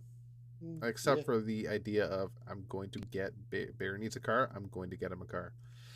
So then we see the the fraction, where the lead general, the admiral, I don't remember if he was actually named or not, is a little pissed off that they cannot find these mysterious speedsters that they call the Organics. And Miss Murder is out on the hunt as well. Call her what her name really is. Miss Martian Who Laughs. Oh God. I mean, that's Please, exactly no. who this character is. It certainly looks like it. Honestly, though, with the costume and the hair, like a really fucked up version of Storm. Well, yeah, but I mean, this is With DC. the white mohawk. I don't know. Yeah, it's just I need to know the backstory of this character. this is one where like it would help. All right, so Ace and Bart have finally arrived to Oh, where and she they hunts need to by be. thought. Sorry. And it said, and she hunts by thought. It's got to be Miss Martian. Who Now laughs? that you mention it, yeah, could actually be a Martian. Interesting. All right, so they come across one of the Fraction's tanks, and in true Bart Allen fashion, he just makes an impulsive decision and runs right into the tank, leaving Ace to follow him. Meanwhile, the adults are arriving at their new base of operations, which Wally has pointed out that would be a great place to stage their operation, which is none other than Mr. Terrific's laboratory. They get inside and Naturally. everybody sees what Wally is dealing with on a daily basis. It's a massive laboratory and it is gorgeous. And finally, Max Mercury realizes Bart's not there because they decide they're all going to split up and do things. And Max says, "I'll take Bart," and hey, he's not here. Yeah, finally, y'all walked all this way here carrying two people, and not one of you thought Bart's not here. Neither's Ace. Okay. So Bart's not here, man. yeah. Don't have Cal, man. I guess that's kind of fitting for the Flash family. Max really is the only one that kind of pays attention to Bart. Everyone's just like, You say that. Wally was You're always right, like that. but it still took him Yeah. 20 minutes. I know. And a Yeah, whole other well, section of the look, city. let me put it this way. If Max had noticed, no one probably would have. They would have just showed up and he would have been like, "Oh, you were gone? I didn't even know." Like Wally would have just, okay, Bart, you're doing this, Ace, you're doing this, and they go off, not even realizing. Yeah. And a line that, as I was reading it, I thought was really cool to see. It was a good idea, and I can completely understand why some people might think it's a stupid line. Wally goes, "Oh, Snarglebargle," and you might think, that what one the hell? made me That's cringe. now there's a reason. At first I was like, but then I thought about it. Like Wally normally, like, he'd be like, "Oh, for fuck's sake," right? He'd do something adultish with it. He'd swear or something, but his daughter's right next to him, so he can't necessarily. He's doing the dad thing, where like he's going to Snarglebargle. curse, but he's gonna do it in a cute way. I guess that's fair. Yeah. I didn't think right. of it like that, but I was just Yeah. like, oh God. Plus, I think it's because I'm so used I to did my. the same thing. Oh Yeah. God, too, Brandon. But Yeah. when I'm ready to cut loose and when I just need to rip off a bunch of cuss words, I usually say instead, when the kids are around, "Great googly moogly," and now they've started saying that. So There you go. it Which is, is I pretty mean, close as to ridiculous as Snarglebargle. it sounds, right? Yeah. You kind of, if your kids are around, you can't just like, son of a bitch, you can't do that. Yeah, I guess not. Oh God. Yeah. So I that see the might dark- put a bit of the dark perspective for future that anybody out there awaits who me. saw that and just see, oh buddy, you've got so much to look forward to. Yeah, like for anybody out there that saw that panel and thought, oh God, not again. Like, no, there's a clear reason why he says that, and I kind of appreciate that. Yeah, I think maybe it would have worked a little bit better if Wally had if there's a panel where Wally looks over at Iray and then looks back and he's like, "Oh, peanuts," or something like that. Yeah. Just so it's communicated a little bit better. But Yeah. I didn't think of it like that, and that makes more sense. Yeah. The only thing that made me think of it was the oh ... Like he was gonna say oh shit, but then like he realized he can't. Like, oh Snarglebarg. Yeah. Yeah, come on, Wally. Not around the kids. Yeah. And I agree with you. Like, it would have been a bit more. Like, it could have been presented better if Irie was in the panel or something and Wally just like Yeah. glanced at her. Yeah. But at least I So could even just be dropping wrong. some dad knowledge. But that's just how I took it. I hope All right, so. so I hope back. you're right. Yeah. Otherwise, we're facing another DuckTales scenario, and we don't need another one of Ugh, those. we do not need another DuckTales No. scenario. So this is not as bad as So DuckTales. stupid. Yeah. St- All right, so back dumb. at the Fraction compound, Bart and Ace have ridden that tank all the way inside, where they've boldly gone where no speedster has gone before, willingly. And as they sneak in, they are kind of running around, no pun intended, uh, all stealth like and trying not to be seen. And they come across what feels and looks and sounds like a battery of some kind, or at least that's what Bart says it is. And then says we should take it because he's just all about the impulsive decisions. I love it. And Ace understandably goes, "What? Are you crazy? Are you snargle bargle stupid?" So they take the battery and an alarm goes off, alerting the Imagine command. that. So, yeah, Like, who he goes something to the effect of, like Like- one of our power supplies just went off. Like he's not sure if he should even go look at it. Yeah.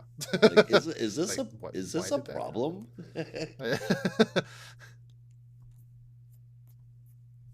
Yeah, so then we see Bart and Ace running with a giant freaking battery. But they are found by some people, and Bart, with some quick thinking, another funny one, says, use the battery as a battering ram, and even the two guards and Ace all go, "What? That was fantastic. This whole Yeah. sequence just great to me." What did you say? What?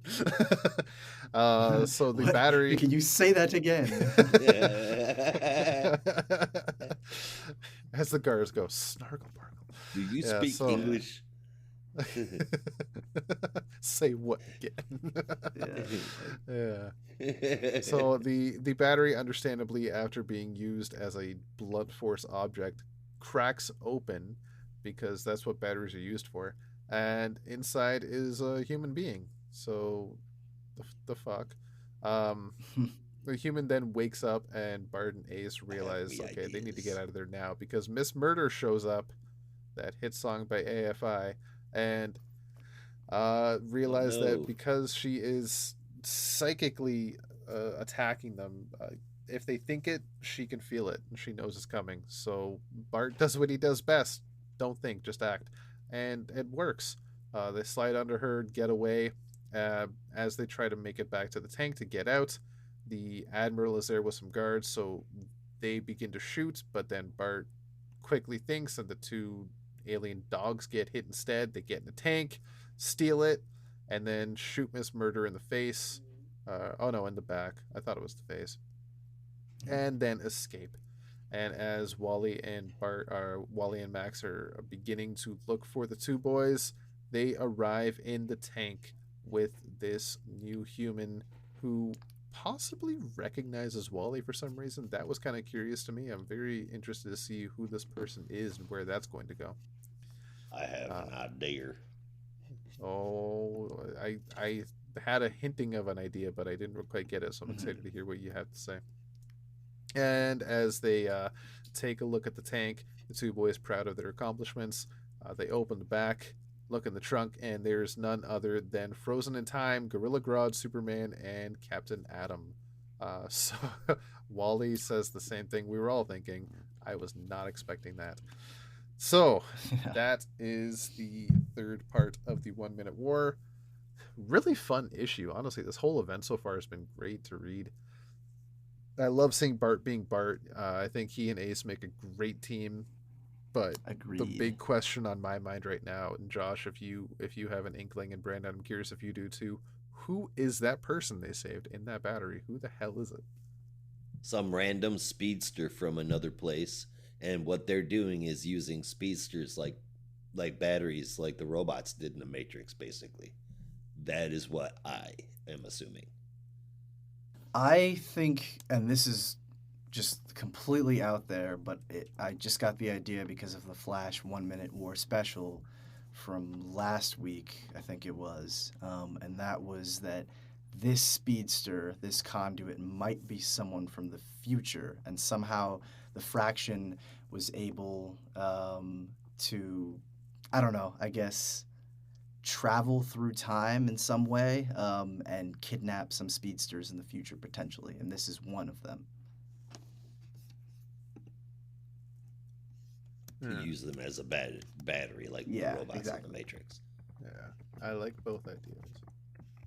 I don't know, just like my whole idea was stupid, like that there's some other speedster from Earth and that they're this person, but this is the first time the Fractions come to Earth supposedly, so Yeah. how could that be? So yeah, I was just really curious how this person almost recognized Wally, or maybe just recognized the Flash, or maybe it was just like you're who? Tell me who are you? Yeah, Is that one guy? I don't know. It's interesting to see. There's a lot more to come. I'm loving it. 9 out of 10. The art's really good. Story's fun. Check this out. Yeah, still super fun. I pretty much echo everything Rob said. Still super fun.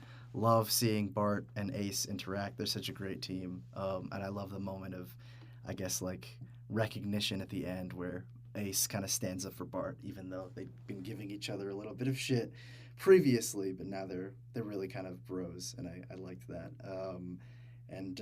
Yeah, interested to see what the mystery is with this human conduit, how they're going to bring down the Fraction. Just a lot of good stuff going on. So this one got to an 8.75 out of 10 for me. So this one might come across as a little unexpected. Got a couple of things to say basically in just one sentence. A piece. Poor Iris. I mean, is she dead? Is she unconscious, like in a coma? Not sure. So that's an interesting story plot. That was a positive. Barry burying himself in hero stuff. I mean, I guess that's just to be expected. Impulse doing his best thinking without thinking at all. That is awesome.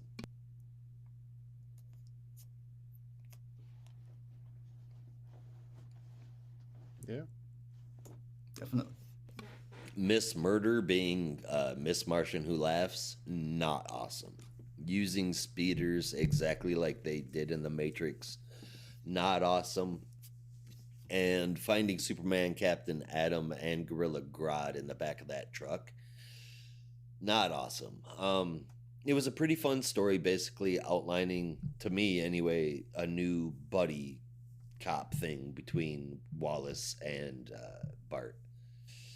But I really hope that Superman, Captain Atom, and Grodd don't figure into the conclusion of this at all, because it's been a speedster arc. It should end a speedster arc. They should be able to wrap it up without any help from those guys. The art was good, although not the quality that I'm used to seeing in this book, which was kind of an unexpected letdown. Overall, I thought it was okay, but mostly just a little bit better than average. This Flash got a 7.25 out of 10 from me. Oh, damn.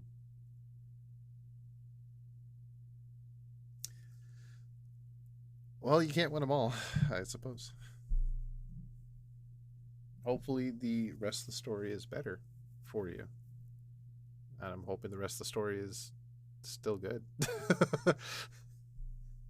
just don't like this is the first, I think, big story arc for the Flash, if I remember right, since Jeremy Adams took over. Sort of, yeah. I mean, Yeah. not kind of the Gemworld stuff. No, I mean, like that I would have considered just like a regular story arc, and this one being like a big Flash event kind of deal, Yeah. multi-part, weekly even schedule. Like it feels like a big story for them. So stick the landing. You've been doing good so far. Don't Williamson this. Yeah, and don't Please don't have Superman be the reason why this is able to go away.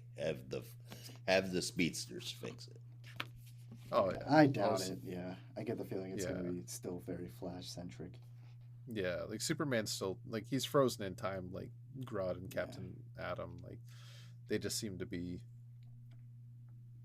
Well, does Captain Atom have any kind of like super speed? No. He can manipulate atoms, if I'm not mistaken. Yeah. He can do some kind of molecular shit.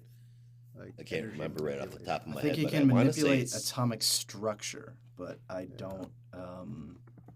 And then has like, plasma whatever the hell yeah, science he's got can the identify with that. But hand blast, Yeah. but Yeah. I know he does some kind of firestormy shit. It's Right. alchemy. It's all alchemy. yeah, yeah, that's the atomic manipulation, I think. So with those three in the back of the truck, though, like it definitely feels like those three were taken for their specific power sets. Like with Superman, he's a solar battery himself, and he can speed around at high speeds, sometimes even rivaling various flashes. So Right. So and like I understand, can like, see he the was things. Yeah, like Captain Atom, because another like energy source, and Grodd has had connections to the Speed Force in the past, and I think even currently is kind of connected to the Speed Force. So another battery. So I can see why these three are taken now. I just don't want them unfrozen. I don't want them thawed out. No, no, I don't think they'll be unfrozen for sure. I hope. This is very much a Flash family Mhm. thing. I was hoping to see Avery show up, but I think she's busy with her own stuff. Yeah, well, we saw her in the special, but Yeah, yeah, I don't know and if it looked she'll be like in she the was main story. busy doing that thing. I just hope Avery shows up in this because I would love to see Avery team up with the entire Flash family. I think that'd be really cool. All right, Stick around for a so while. any last minute thoughts? Are we all good? I think Not that on is the it, my Flash. friend. Not this time. All right, so with that, we are going to get into our top 3 books of the week and favorite moment if you have one. Who wants to start us off? I can go ahead and do that. At number 3, I gave it to Monkey Prince. Number 2, Poison Ivy. Number 1, I gave it to Batman. All 3 titles are awesome this week. And then my favorite moment, I'm going to steal Brandon's, but I've got to back up. So you know what? I won't steal Brandon's, but I think I know what Brandon's Oh, well, is. now I'm 'Cause curious. Well, I kind of want to know what you think mine was. when Kid Flash asked Impulse, "What's the plan?" Oh, yeah. That actually wasn't mine, but Oh, okay. that was a good one. Impulse says back, "You do understand why they call me Impulse, right?" That was pretty good. But then there was also a good moment in Poison Ivy where Ivy is asking Harley, "A bird may love a fish, but where would they live?" And Harley replies, "The answer to your question is penguins, and penguins live in Gotham." That makes some kind I of thought- sense, I'm sure. Yeah, in a Harley sort of way. So I thought that was a pretty cool moment in the books too. All right, Brandon. What about Right. you guys? Yeah. Well, at number 3, I had Batman 132. At number 2, I had Poison Ivy at number 9. And at number 1, I had to give it to Flash 792. Just a really fun and great issue. But no, my favorite moment, it was not the one that you thought it was, Josh, but it was something similar, which is there's a panel where they're crawling into the Fraction's base, and Ace says, "What are you doing?" And Bart replies, "I have no idea. Isn't it great?" That was so great. That was so great. Yeah, like just with a very straight face. Like, yeah, isn't it great? So yeah, there were a lot of fun moments between the two in this issue. Yeah. It would be Right, interesting to see a team where both of them are on it together. And while it may seem odd that to have two speedsters on a team, I think that these guys complement each other so well, like as a pair, that they could easily go out and do a shit ton of missions together, you know?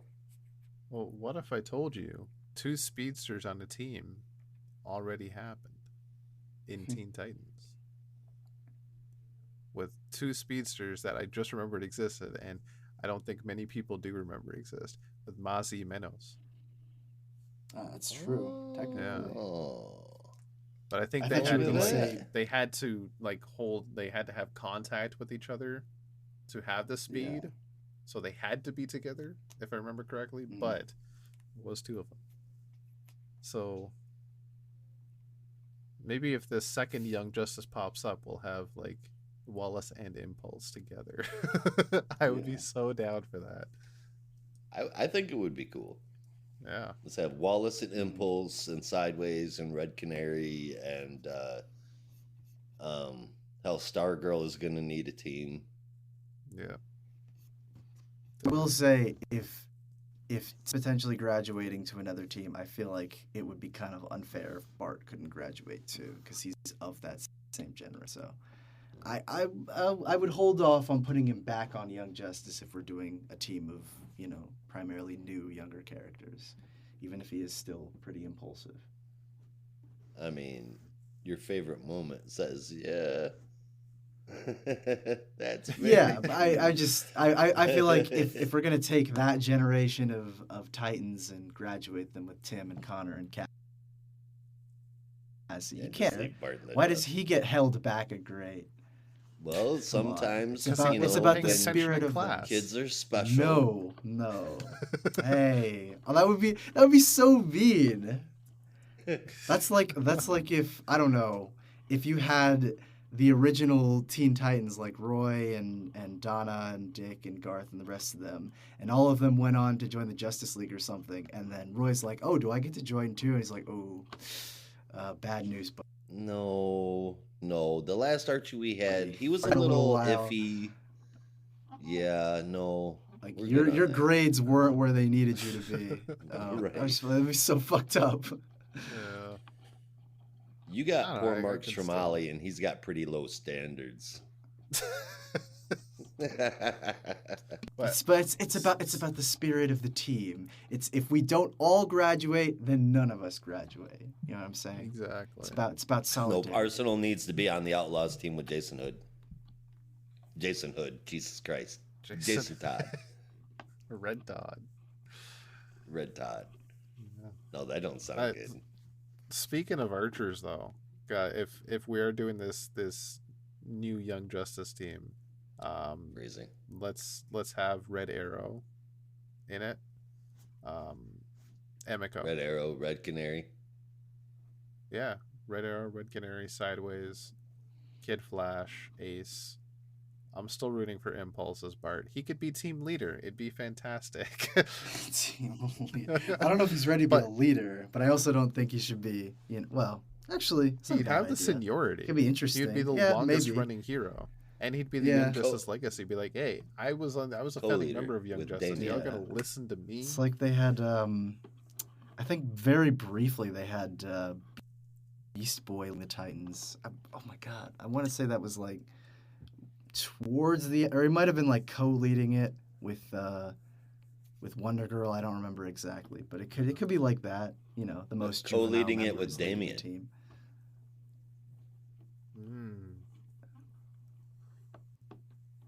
Well, Hear me out, because it doesn't sound like the greatest idea, but Damien would not be able to see where Impulse was coming from because of his inability to plan.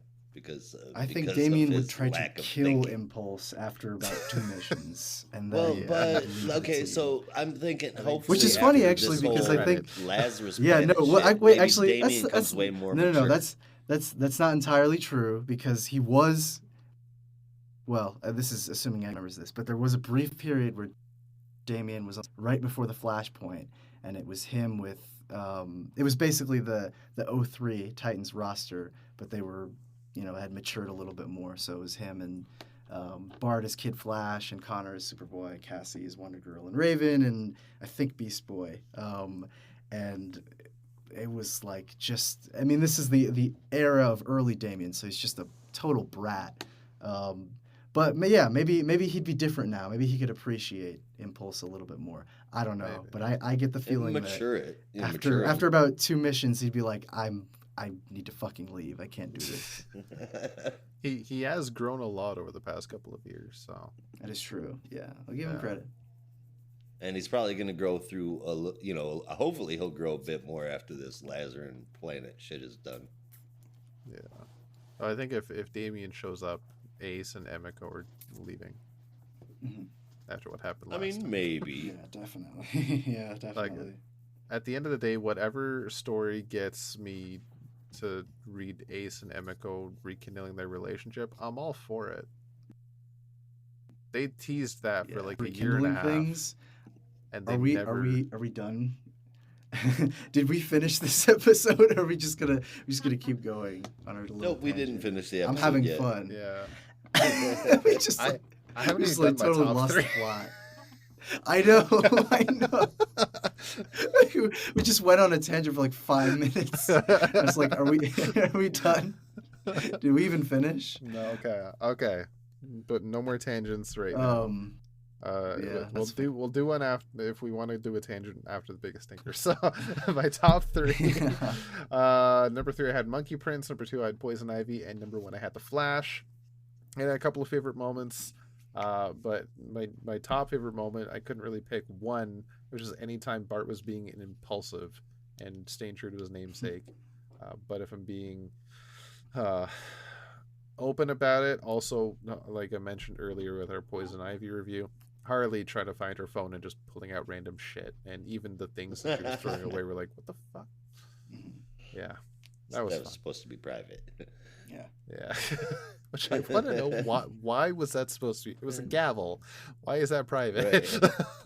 I don't think we're supposed to know, man. Okay, so that was our favorite moment. It's time for your favorite moment. It is the biggest stinker. Oh, that's nasty. I think we might have all had different ones this week, but for me it was Lazarus Planet Next Evolution. It's kind of boring. I would agree. Again, I wouldn't say it's a stinker, at least not for me. No. But definitely the weakest issue this week. Yeah. I would almost say it was a stinker just because there was nothing exciting about it. Like some interesting stuff, but nothing of substance. Yeah. Oh yeah. Out of the main ones, out of the ones we reviewed on the show, that was my least favorite one. I scored it a little bit higher than the Flash, but that's only the Flash only lost those points because of the loss in art quality to me due to the team change. But my biggest stinker this week is going to go to Gotham City Year One. It's just bad, and I mean, if it's a detective story and it's not got Brandon itching to get into it, then it's not gonna. Oh be no, good. I absolutely loved this issue. I just have nothing to say because I don't want to lead to an argument because we gotta wrap up the show. But, no, I've been keeping up with every issue. I've been loving it so far. Okay, I was gonna say that I thought it was kind of odd that you've stayed quiet through every one of my "don't buy this," but I just have nothing to add. He's like, I'm not gonna fight with you. I got you. It's Tom King. But yeah, that's my biggest stink. Fair enough. Fair enough. So, before we close out, any tangents we want to go on? If we're redrafting teams, I want Arsenal and Red Hood on a team. But who I think Roy needs to be doing a little bit more than fooling around with Jason. He's been through a lot. I think he needs to be either with his friends, the Titans, or something a little bit more than that. You know, he had his time as an outlaw. Now it's time to step into the light a little bit more. He's been through some serious rough times with Heroes in Crisis and everything. So I think it's time. Plus, him and Jason are on such different paths right now. It would be hard to bring them together again.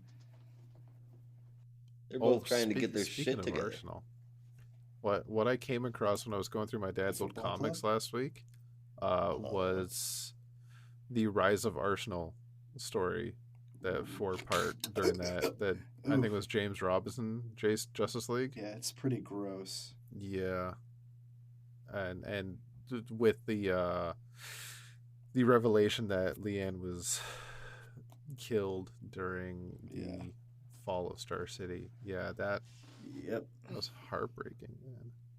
But now, That's like, not good. we're going to get reparations on that soon. Like, it's going to be fixed because Roy's back. He's back in full form, and Leanne is alive, and he knows that. And sake, DC, it's been like 3 years. Just let them meet already. How long is it going to take? I'm just gonna have to wait until Green Arrow to figure it out. On sale in April 2023. And Cheshire should know that her daughter is in Gotham because she was in Catwoman. So I just really need to see that happen, especially after finding that issue. Roy are on the rocks again, or whatever their relationship is like. So even if she did know, she's probably not going to tell him. She's like, fuck him. Fuck him. I mean, that's what got them in this mess in the first place. Yeah. Don't fuck them. They should know better. Yeah. Tell me your high school didn't have a health class. You know what causes this.